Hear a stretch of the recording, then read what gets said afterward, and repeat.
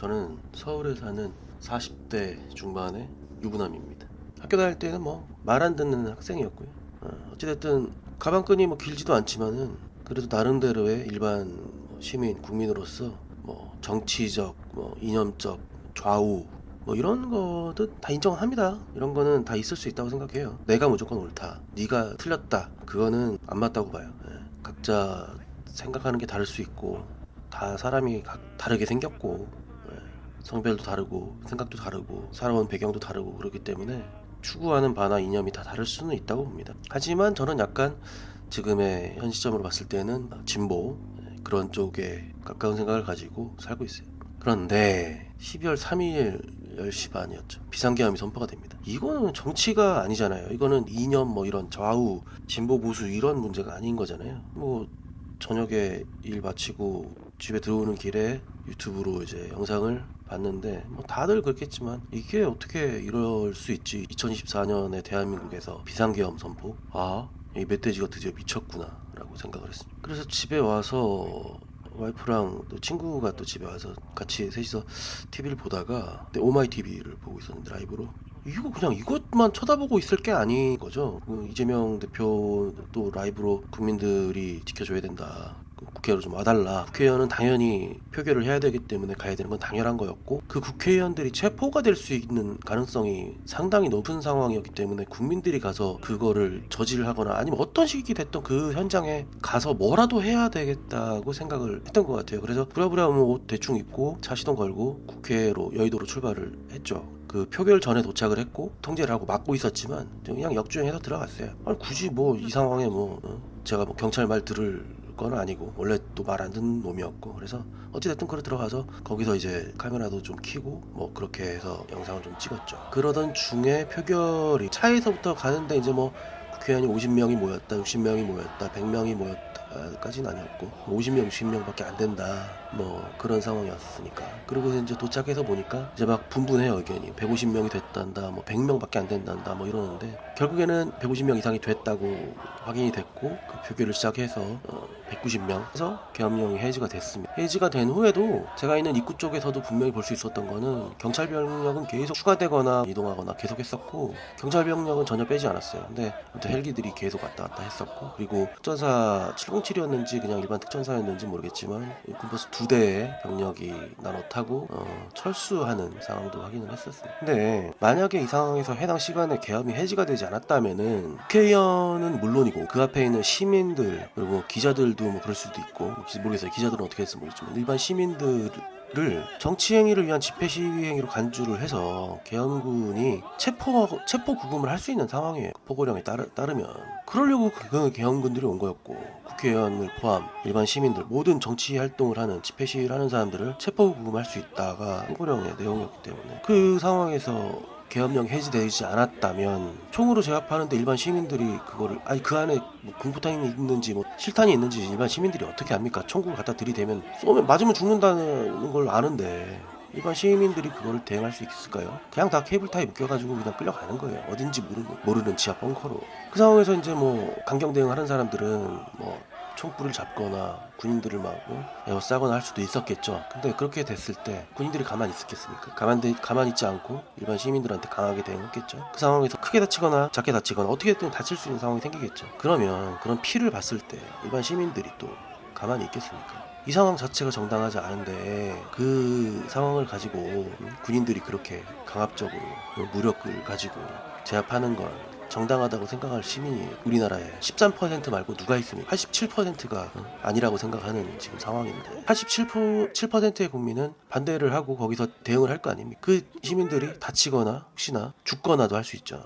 그날이 아니고 이제 집회 시위를 하다가 계엄령이 해지가 안 됐다면 포고령에 의해서 잡혀간 사람 중에 뭐 고문을 받거나 구타당하거나 죽거나 이랬을 때 그 사실이 알려지면 언론 통제를 하겠지만 뭐 요즘 세상에 SNS를 어떤 우회적인 방법으로도 할 수 있을 거 아닙니까? 그런 SNS를 보고 누군가가 죽었단다 이런 게 알려지면 일반 시민들이 가만히 있겠습니까? 그 시민들도 어떻게 됐든 간에 가능한 한 자기들이 할 수 있는 능력대로 어느 정도의 무장을 할 수도 있겠죠. 그럼 또 이걸 가지고 무장 세력이라 간주하고 계엄군에서는 그런 무장 세력을 제압하기 위해서 더 큰 무력을 군병력을 투입하겠죠. 그러면 그게 5.18입니다. 그게 5.18이에요. 근데 정당화하는 거지. 발포하는 것을 저것들은 반란한 그런 계엄군 입장에선 저것들이 반란군이다. 그런 식으로 엄청난 큰 소요 사태가 발생이 되겠죠.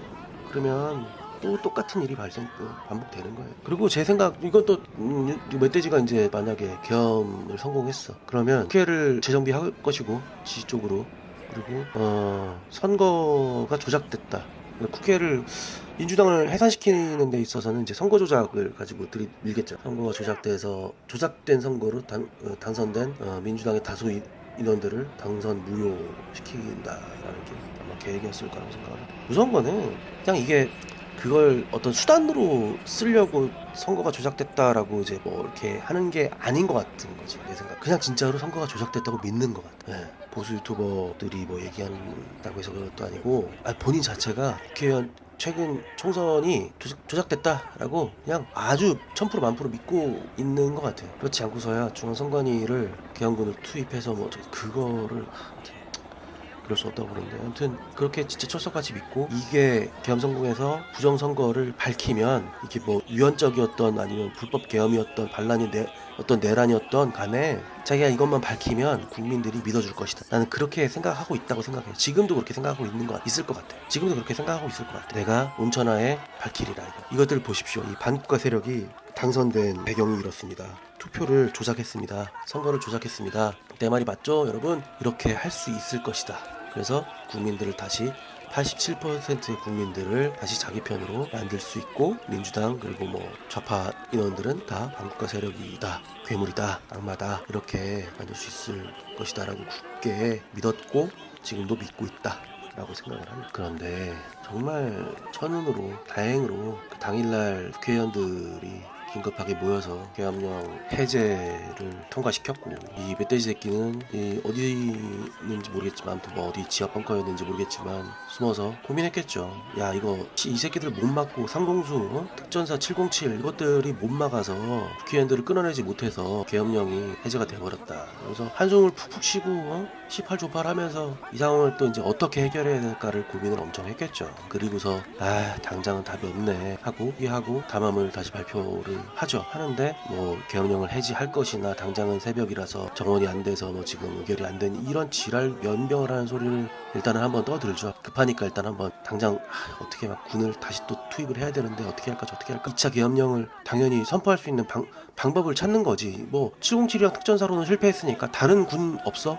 뭐 다른 방법 없어? 이런 거를 엄청 이제 찾아보다가 모색을 해보다가 또 아무도 이제 지 말 안 들어주고 당장에는 다 좆됐다라고 생각하고 다들 포기하는 분위기니까 지도 어쩔 수 없이 그 상황은 이제 일단은 포기를 한 거예요. 이렇게 포기를 하고 이제 담화를 하고, 그리고서 한참 있다가 저도 집으로 왔는데, 이게 일단은 그날의 발단과 6시간 동안의 상황이 종료되는, 뭐 종료는 뭐 지금까지도 종료는 아니라고 저도 생각합니다만, 그 당일의 계엄령에 대해서는 일단락이 됐죠. 집에 와서 이제 있었던 몇 시간의 내용을 다시 곱씹으면서 집에서 이제 이런 얘기를 하다가 뭐 아침 정도에 잠을 잔 것 같은데, 그리고서 그 다음날부터 이제 이런저런 움직임이 있어요. 한동훈이는 나와서 대통령 탄핵하겠다, 즉각적인 직무정지가 필요하다, 뭐 이런 얘기를 하고, 어이구 이거 드디어 정신 차렸네 라고 생각을 했습니다. 나름대로 저도 그런 거 하는 거 보니까 그래도 그렇게까지 이것도 정신병자는 아니구나 라고 생각을 했어요. 그리고 그 다음 날이었나요? 사령관들이 나와서 유튜브에 나와서 눈물을 흘리면서 인터뷰를 해요. 자기가 다 잘못했고 부대원들은 뭐 잘못한 거 없고 트라우마에 힘들어하고 있다, 아파하고 있다, 뭐 이러는데, 저는 그것도 개소리라고 생각을 했어요. 그 당일날 그 사람들이 몰랐을까요? 몰랐을 수 있어요. 그 당일날 그런 계엄을 선포할 것이다 라는 거는 몰랐을 수 있다고 생각을 해요. 수병사령관도 그렇고 특전사령관도 그렇고, 방첩사령관은 아니에요. 방첩사령관은 알고 있었습니다. 제 생각이지만 그 개새끼는 알고 있었. 자, 일단 그거는 별개로 하고, 특전사령관이랑 수방사령관 이제 순서대로 이제 인터뷰를 했는데, 특전사령관이 이제 울고불고 아니었지만 울먹울먹하면서 자기 부하들은 잘못이 없다, 자기가 잘못한 거다, 그리고 우리는 적극적으로 대처하지 않았다, 탄약도 개별적으로 지급하지 않았다, 뭐 이런저런 얘기를 해요. 개소리라고 봅니다. 수방사령관도 뭐 이렇게 동조하지 않았다, 적극적으로 하지 않았다, 뭐 비슷한 맥락으로 얘기를 했죠. 근데 그게 다 개소리라고 생각을 합니다. 이미 10월 달이었나요? 그 김민석 최고위원이랑 박선원 의원이랑 두 분이 국정감사 기간에 계엄에 대한 계획이 있는 걸로 보인다라고 강력하게 주장을 했고, 그거에 대해서 동조를 하겠습니까? 라고 물어봤어요. 안 한다고 했죠. 그거는 말도 안 되는 유언비어라고들 얘기했고, 김용현 국방부 장관 시실 쪼개면서 지금 내란 수배로 지금 검찰에서 신병을 보호하고 있죠. 신병 확보 뭐 구속이 아니고 검찰에서 신병을 보호해주고 있어요. 거기 숨어 있습니다 지금 현재. 그 김용현이가 웃으면서 시실 쪼개면서 그런 말도 안 되는 유언비어를 퍼뜨려서 국정을 혼란시키고 있다, 민주당이 그렇게 얘기를 했죠. 이미 그때도 다 계획을 하고 있었고, 그때도 영인영이 나와서 엄청 뻗대면서 얘기를 해요. 그랬다는 거는 자기들은 그때부터 이미 계엄에 대해서 계획하고 있는 건 물론이거니와, 계엄이 성공하면 니들은 다 거꾸로 매달아갖고 벙커에서 쪼들어 팔 것이고, 그런 어떤 생각을 갖고 있었다고 생각을 합니다. 저는 좀 있으면 내 앞에서 질질 짜고 똥오줌 쌀 놈들이 당장 지금 뚫린 입이라고 마이크 잡고 국회의원질 하고 있네 라고 생각을 하고서 그렇게 서서 뻣뻣하게 시실 쪼개면서 답변도 아닌 궤변을 불화를 쳐가면서 그렇게 하고 있었다라고 저는 생각을 해요. 그렇게 뭐 유언비어라고 했던 것이 결국에는 실현이 됐죠. 실패했지만. 특전사령관이랑 수방사령관이 왜 저는 진짜 꼴보기 싫으냐면, 특전사령관이요, 당일날 어찌됐던 국방부 장관이 위임을 받아서, 그러니까 육군 참모총장이 얘기한 거죠. 이건 참모총장 박한수가 국방부 장관이 자기한테 지시를 했. 근데 그게 지시 권한이 없잖아요. 대통령이 지시할 수는 있어요. 근데 그래서 국방부 장관한테 물었답니다. 이거 지금 지시 권한이 없으신데 위임을 받으신 겁니까? 명령권에 대해서. 네, 뭐 위임 받았다고 했대. 그래가지고 이 국방부 장관의 얘기가 고로 대통령의 얘기다. 그래서 그거에 대해서 이제 뭐 포고문이나 뭐 이런 것을 사인을 하고, 뭐 계엄사령관이 되고 뭐 이렇게 박한수는 얘기를 하는 거고, 그리고 그런 계엄사령관이 아니고 특전사령관도 계엄사령관한테 출동 지시를 받은 게 아니죠. 그때는 계엄사령관도 특전사 인원들이 투입이 됐다는 걸 몰랐다고 하니까. 그렇다는 거는 계엄사령관에서 내려온 지시가 아니고 국방부 장관이 다이렉트로 특전사령관한테 지시를 한 거죠. 투입해라, 국회에 가서 막아라. 체포나 구금은 모르겠습니다만 수방사령관도 똑같죠. 수방사령관한테도 그렇게 해라. 그리고 대통령은 별도로 국정원 차장한테, 1차장인지 뭐 차장한테 이 기회에 싹 다 잡아들여라 했죠. 대공수사권을 줄 테니 뭐 어쩌고저쩌고 하고, 뭐 이런 뭐 좀 뭐 베네핏이야 뭐야 지랄을 하고, 이 기회에 싹 다 잡아들여라 그렇게 지시를 했다고 본인이 스스로 자백을 했어요. 그런 상황인데 대통령은 그런 야당의 폭거로 인해서 경고성으로 계엄을 발령한 거다 라고 이야기를 합니다. 무슨 게임 하나요 지금? 게임? 장난쳐? 나라같이 장난감이야? 그렇게 생각하지 않고선 그런 개소리를 할 수가. 계엄 발령한 거는 정말 그것도 진짜 말도 안 되는 행동이지만, 그 후에 하는 그런 이야기들, 그런 몇 시간 되지도 않아서 내놓는 그런 쓰레기 같은 그런 답변들이 그냥 뭐 아무 병신 같아. 그냥 무슨 아무 생각도 안 하고 그냥 막 갖다 쏟아내는 그런 쓰레기 같은 답변들이란 말이지. 아무튼 뭐 경고성을 했대. 아무튼 개소리 하고 있고, 뭐 들리지도 않아. 병신 멧돼지 꿀꿀대는 소리로밖에 안 들리고. 그래서 그렇게 여태까지 계획하고 뭐 했던 게 이제 결국은 뭐 경고성으로 한 거였다라고 얘기하니까 그렇다고 치고. 근데 특전사령관이랑 수방사령관은 만약에 계엄이 성공했으면 어떻게 됐을까요? 전두환 12.12랑 똑같은 상황이지. 이 자기들은 반란이라고 생각하지 않겠지. 혁명, 이 내란이지만 쿠데타지만 친위 쿠데타란 말이야. 직접 정권을 갖고 있는 사람이 직접 발생시킨 쿠데타를 셀프로. 친위 쿠데타의 영웅이 되는 거지, 사령관들. 그리고 국방부 장관은 이제 어떻게 될지 모르지. 뭐 그 후에 대통령이 될지 뭐 어떻게 될지 모르겠지만, 그런 계엄 상황에 안에서 모든 것을 재정비하고 본인들의 어떤 입맛에 맞는 뭐 체제로 정비를 하겠지. 그렇게 하고 뭐 민주당 해체시키고 해산시키고 그렇게 되는 게 수순이었겠죠. 그렇게 됐을 땐 그런 사령관들이 뭐 영웅이라니까, 영웅. 근데 그게 실패하니까 눈물을 흘리면서 나와서 죄송합니다, 제 잘못입니다. 이거 믿을 겁니까? 이거 믿어요? 믿어져? 이게 믿어야 돼? 거기 보면 그 인터뷰하는데 물론 이런저런 댓글 쓰고 뭐 공감하고 이런 게 각자가 보는 눈이 다르고 봤을 때 판단하는 게 다를 수 있지만, 저는 공감 안 됩니다. 그거 말도 안 되는 개소리라고 봐요. 그냥 악어의 눈물이야. 속으로는 계엄 실패해서 좆됐다 이거라니까. 내가 성공했으면 영웅이야. 실패했으니까 지금 내란범으로 찍히고 자기 처벌받을까봐 어떤 그런 얘기 하는 거지. 그날 그랬지. 이틀 정도 후인가 그런 인터뷰를 한 건데, 김병주 의원이랑 박선우 의원이랑 가서 인터뷰를 한 거란 말이죠. 근데 거기서 김병주 의원은 그 얘기를 들으면서 조금 뭐 마음이 좀 풀리시는 듯이 보이더라고. 근데 아닙니다. 오늘이 12월 10일인데요 좀 아까 지금도 진행하고 있을 건데 국방위 현안 질의에서 특전사령관 나왔잖아요. 박한수 육참도 나왔지만 아무튼 국방위 현안 질의에서 특전사령관 나왔단 말이에요.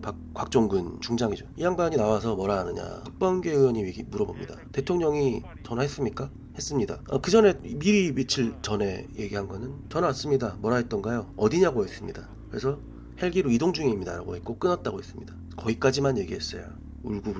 울면서 얘기할 때는. 근데 오늘 박범계 의원이 다시 물어봅니다. 자, 어디냐고 하고 헬기 이동 중입니다 하고 끊은 그 후에 또 전화 왔습니까? 라고 물어봤어요.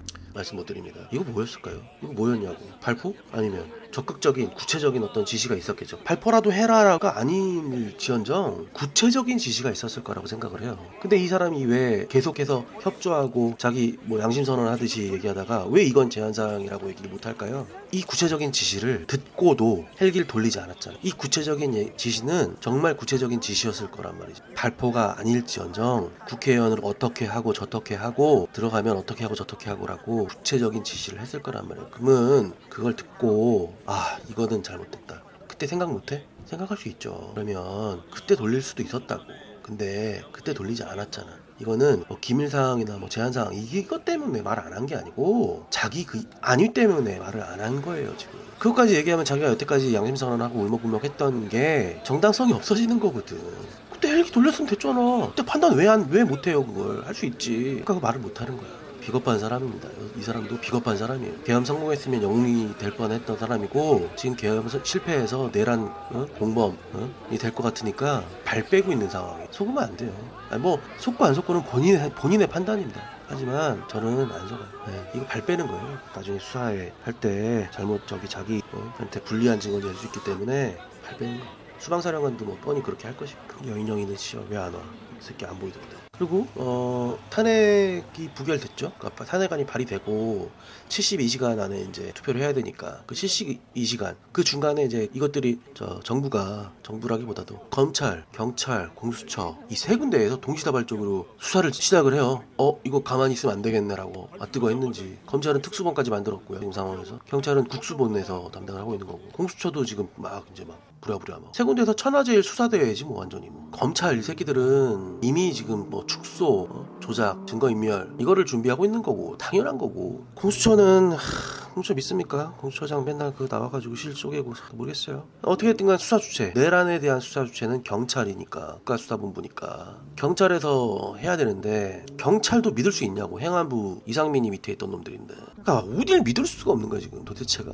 그래서 박지원 의원도 얘기했지만 검찰 빠지고 경찰이랑 공수처 그리고 이제 뭐 특별검사들 뭐 임명해서 정권에 휘둘리지 않을 그런 합동수사본부를 만들어서 그 합동수사본부에서 일단 수사를 하는 게 저것들이 법을 안 지킨다고 멧돼지 새끼가 법을 안 지킨다고 해서 나머지 그 수사단에서도 법을 안 지키면 안 되는 거니까 나중에 또 뭐 이게 위헌적 위헌이 뭐했니 뭐 수사가 뭐 원천 무효니 뭐 이런 얘기를 할 수 있죠.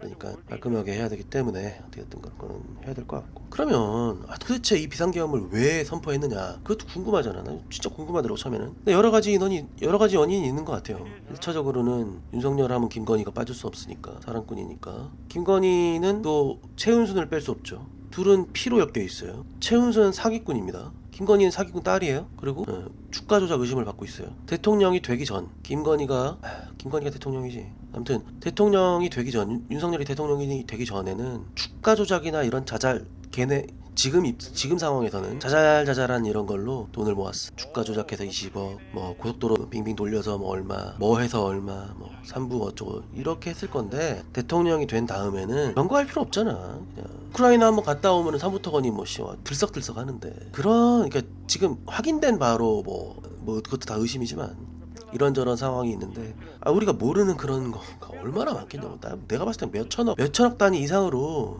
조일 수도 있고 몇십 조일 수도 있다고. 그런 어떤 막대한 어떤 돈을 어딘가에 스위스든 뭐 어디든 지반스 아니든 내가 봤을 때는 숨겨놨을 건데 지금 돌아가는 걸 보니 정권이 바뀌겠거든. 그러니 정권이 바뀌면 물어봤다며 점쟁이한테 저 지역 가요? 저 감옥 가나요? 그걸 물어봤다는 거는 그럴 가능성도 있다고 생각했다는 거 아니야. 근데 정권이 바뀌지 않으면 안 갈 수도 있잖아. 지금처럼. 에? 다른 또 대통령 아니면 윤석열이가 계엄해가지고 종신 집권을 만약에 한다 그러면 뭐가 안 가겠지.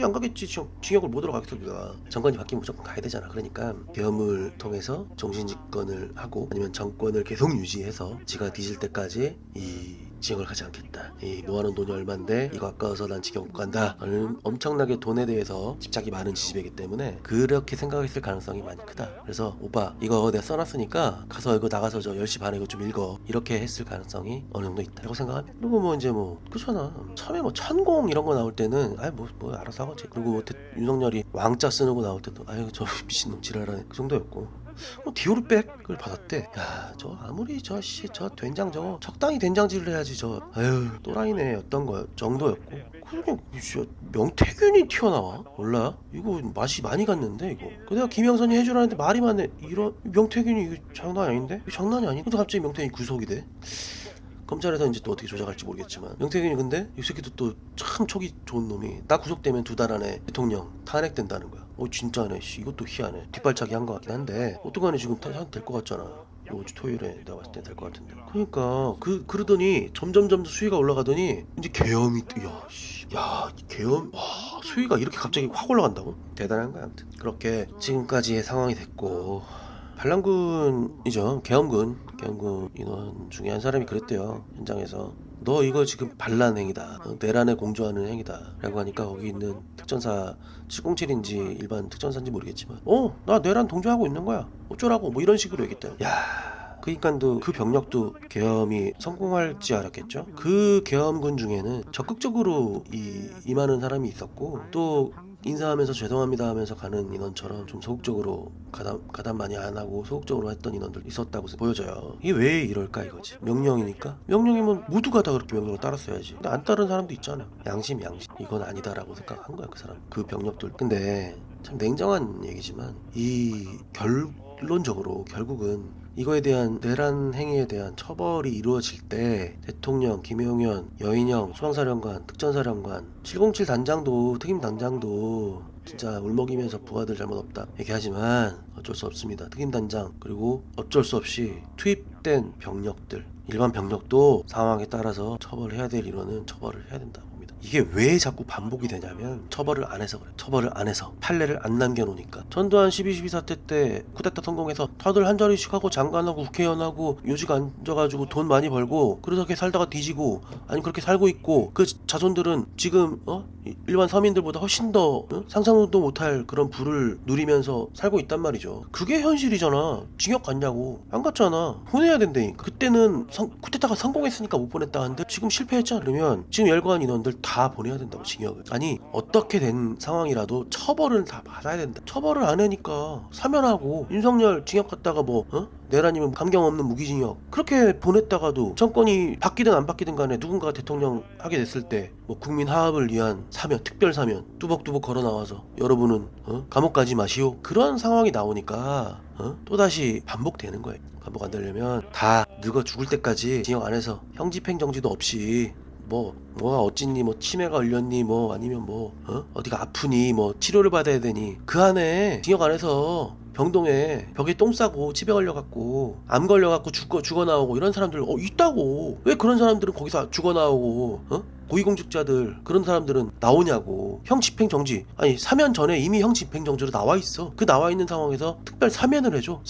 사면이라는 건 전과도 지워주는 건데 가석방도 아니고 사면이라고. 사면 그렇게 그냥 그런 국가 중대 범죄를 저지른 내란범을 사면을 해주면 그러니까 45년 만에 똑같은 이런 일이 생긴 겁니다. 잊으면 안 돼요. 잊혀질만 하니까 또 이렇게 지랄 하잖아. 성공하면 다 살게 된다. 대대손손 잘 살 수 있다. 이런 기대를 가지고 있었겠지. 그리고 이제 현재 상황으로 봤을 때 일단 오늘 지금 제가 영상을 만들고 있는 상황으로 기준으로는 오늘이 화요일이니까 일단 지난 본회의에서 탄핵은 부결됐어요. 김건희 특검도 부결됐죠. 김건희 특검은 198표, 2표 모자란 2표가 모자랐던 1표가 모자랐던 100표가 모자랐던 부결된 건 부결된 거니까 아쉬워할 것도 없고 대신에 절반의 성공이라고 생각을 합니다. 무기명으로 투표하면 어느 정도의 가능성은 보인다라는 거기 때문에. 그리고 이제 오는 토요일 날 또 탄핵 표결을 하죠. 이번에는 조경태, 배현진, 김상우, 아마도 김예지, 안철수 의원 등까지는 탄핵에 적극 찬성한다의 입장으로 보여요. 지금 화요일인데 지금 이런 상황이라면 앞으로도 추가적으로 더 인원이 늘어날 수 있다고 생각은 합니다만, 이 국민의힘 이 쓰레기들은 자기들의 어떤 안위나 그런 부분에 엄청 민감하고 그런 부분에 대해서는 엄청 예민하게 민감하게 빠르게 이 자기들 선택이나 생각을 바꾸는 인원들이기 때문에 또 이게 어떻게 바뀔지는 몰라요. 조경태 하는 거 봤잖아. 한동훈이 하는 것도 봤고. 그렇기 때문에 아직까지 믿을 수 없다. 정말로 토요일이 지나봐야 알 수 있다. 왜냐, 그때도 대통령 2분짜리 피식피식 웃으면서 하는 미소담화 때 얘기 나왔잖아. 한동훈이랑 한덕수, 한한 브라더스가 국정을 운영한다. 이러니까 그 담화하고 나서 갑자기 한동훈 친한 애들도 우리도 반대 입장으로 간 거지. 왜 그랬느냐 보니까 윤석열이 얘기한 거지. 동훈아, 너 일단 대통령 놀이 좀 하고 있어. 한덕수랑 너랑 일단 엮어줄 테니까 너가 나 대신에 국정 운영을 좀 하는 걸로 일단 해봐 하고 시간을 좀 끌자. 내가 지금 탄핵되면 너 지금 당장 이재명이랑 붙어야 되는데 너 이길 수 있겠어? 못 이겨. 그러니까 나 탄핵시키지 말고 시간을 6개월만 끌자. 그동안에 이재명을 징역을 보내자. 그러고 나면 그 6개월 동안 네가 어느 정도 막 좀 성과도 올리고 이런 사태 수습을 하는 것처럼 네가 좀 내가 만들어줄게. 그러면 네가 어느 정도의 지지를 또 받을 거 아니냐. 그랬을 때는 이재명 말고 다른 대타하고 네가 붙었을 때 그 지금보다는 확률이 높아지지 않을까? 그게 가장 최선의 방법이지 않을까? 라고 딜이 들어온 거지. 그래서 한동훈이가 그 욕심쟁이가 그렇구나. 탄핵이 지금 답이 아니고 나의 목표는 윤석열 탄핵이 아니고 대통령인데 내가 지금 탄핵을 하고 말고가 중요한 게 아니구나. 탄핵을 시키고 말고가 중요한 게 아니지. 이 말 맞네. 나도 살고 우리 형도 살고 우리 당도 살아. 이거 좋은 거 아니야? 이렇게 생각을 하게 된 거지. 그래서 자기 이제 친한 의원들을 다시 마음을 돌려서 야, 이러이러하대. 우리 형이 이렇게 해준대. 그리고 다음날 나타나서 그러니까 탄핵은 부결시켜놓고, 부결도 아니고 성립도 안 되게 해놓고 다음날 한덕수랑 둘이 서가지고 무슨 이침식이야 뭐야. 지가 먼저 얘기하더만. 그래갖고 이제 이야기를 하는 거지. 우리가 저기 잘 해보겠습니다. 지랄 쌉싸고. 당연히 누가 시켰는데, 누가 뽑아줬는데, 지를 한덕수나 지를 누가 뽑아줬는데. 안 뽑아서 난 지 뽑은 적 없어. 위헌이잖아 그것도. 어디까지 법을 어길 거냐고. 합법적으로 하자고. 합법적으로. 어느 하나 법을 지키는 게 없잖아 지금. 법을 지키고 법 안에서 법태들이 안에서 진행하면 막을 수가 없어 이거는. 근데 이거 초위헌적인 초헌법적인 헌법을 뛰어넘는 위헌적인 행동을 계속 하니까 용납이 되지 않는다는 거지. 그렇게 해서 뭐 위헌이다 뭐 말이 안 된다라고 자꾸 이제 떠드니까 국정 운영을 둘이 한다는 얘기는 또 쓱 들어갔더라고. 하여튼 뭐 지금까지의 상황에 대해서 개인적인 생각이고 뭐 그렇습니다. 모든 사람이 똑같은 생각을 하고 있을 수는 없으니까 똑같은 뉴스를 보더라도 똑같은 그림을 보고 똑같은 시나 똑같은 책을 읽더라도 각자의 감상은 다를 수 있으니까 무조건 내 말이 옳다는 아니라고 봐요. 그렇기 때문에 그냥 나는 나대로 내 얘기를 하는 거야. 다른 사람은 그 사람대로 자기 얘기를 하는 거지. 본인의 뭐 개념과 뭐 생각에 따라서 자기 얘기를 할 수 있는 거니까 그런 거에 대해서 넌 잘못됐어 뭐 이렇게 저는 판단하지는 않습니다. 단순히 저는 제 개인적인 얘기를 하는 거지. 더 많은 얘기를 진짜 하고 싶고 진짜 일개 시민이 정치에 이렇게까지 관심을 가져야 될 일이냐 이거죠. 그냥 집에서 집에서 누워있기 연합인가 그런 연합처럼 저도 집에서 그냥 개콘이나 보고 싶어요. 개콘 재밌어야 말이지. 지금 드라마나 보고 먹방이나 보고 캠핑이나 하고 오토바이나 타고 그냥 이번에도 모토 캠핑 준비했다가 다 취소하고 지금 언제 국회에 달려가야 될지 모르니까 그래야 되냐고. 지금 일개 국민이 왜 국회의원들을 걱정해야 되고 국회를 걱정해야 되고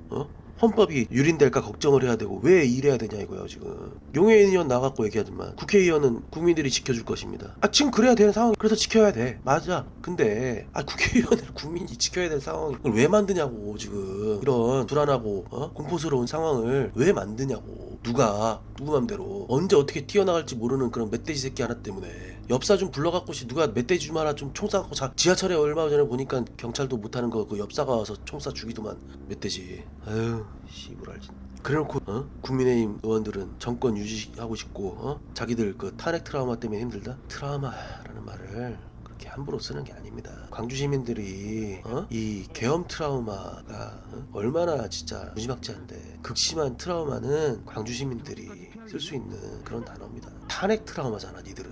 탄핵 당해가지고 쭈구리로 몇 년 좀 그렇게 있었던 거 얘기하는 거 아니야. 윤상현이가 얘기하더만 1년 지나면 다시 다 찍어주더라. 재석아 괜찮아. 1년 지나면 이 개 돼지들이 다 싹 까먹고 다시 또 윤상현이 의리 있어 하고 찍어준대. 아주 멋지다 멋져 진짜. 아유.